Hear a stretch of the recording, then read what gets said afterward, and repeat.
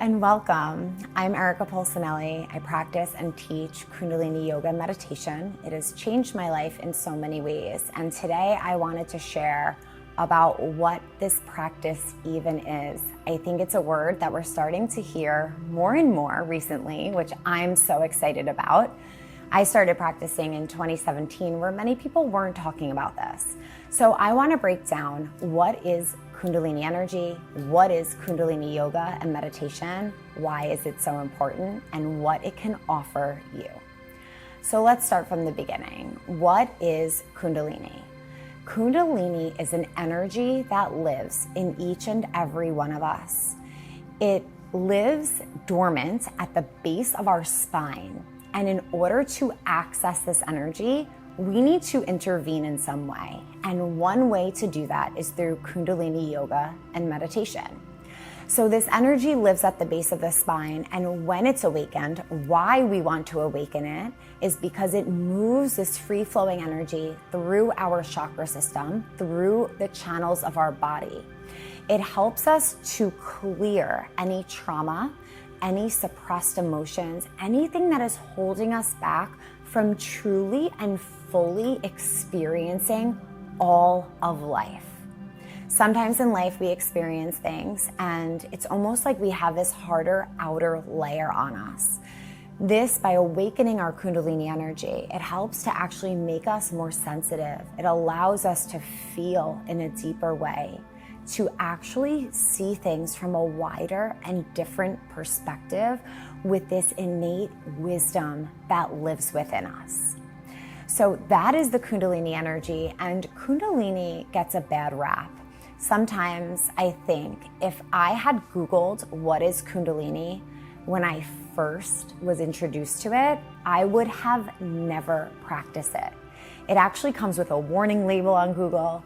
It says how dangerous it is, and I will talk about that in a whole other video.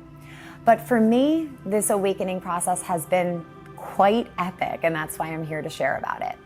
So let's go into Kundalini yoga and meditation.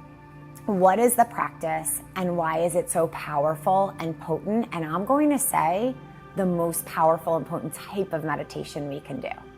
And it's because it accesses every specific way that we could possibly move energy, not just one of them in isolation. So we can move energy through movement of our body, through our breath, through intention, and through sound. Those are 4 different ways we can move energy, and Kundalini helps us to utilize every one of those, helping this to truly be the express train to higher consciousness, to a spiritual awakening. So if you want to awaken quickly, this is the way to do it. And that could be why it is sometimes called dangerous or comes with a warning label. It just helps everything to happen and to move faster and in a quicker way. And the thing about that is we want our nervous system to be ready to experience and feel and awaken to all that we're capable of, to our highest potential. But if you do the practice and you start slowly with some of these shorter meditations and work your way up, you should have a really gentle and blissful journey of ascension. And let me say, not every single day is going to be bliss. Sometimes we're confronted with emotions that we're holding on to and that we didn't even know were there. And we work through them. We use the breath, we use the movements, we use that energy to help move and work through them. So Kundalini yoga consists of those 4 important aspects of meditation. And by utilizing all of them, we're able to actually move energy. The movements, or the Kriyas, which they're called, it's more like an exercise set, or the yoga of Kundalini yoga, are specific exercises that you do over and over for a specific amount of time for a specific outcome. And there's truly a Kriya for anything you could imagine. There's a Kriya to open up your intuition. There's a Kriya for your digestive system. There's a Kriya for your liver. There's a Kriya to overcome fear. anything you can imagine. There truly is this ancient practice that's been tried and true that we can now access and use to assist us in our journey. By diving into the yoga aspect of Kundalini yoga, that is where we actually move the energy. If we're holding an emotion in our body that is bringing in sadness or anger or frustration or depression, whatever it may be, it's important for us to actually move that energy through the body so it's not stored as a trauma. And then after we sat with it, we acknowledged it, we moved it through the movement, then from there, through our breath, through meditation, through mantra, we can then access those higher states of bliss, of ecstasy, of euphoria that come with meditation and the practice. The breath work is another way to really help move energy through the body. It wakes up our digestive system. It wakes up every system of the body, because through the breath, we first target the nervous system, and the nervous system is in charge and controls every other system of the body. So everything is being impacted through the breath. And this is a great gateway into your meditation experience, because as you practice breath work, it helps to distract the monkey brain within us. The brain, the part of us that wants to just think and do and act and bounce around. And it helps us to use that, distract it by using a specific breath work. And then we get into the right side of the brain where we can really slow down, go into the subconscious, clear any subconscious patterns, and be able to activate and harness our intuition. With this, through mantra, we're able to use sound vibrations and frequencies to connect to higher consciousness. So our tongue and the roof of our mouth, our palate, is like an input station.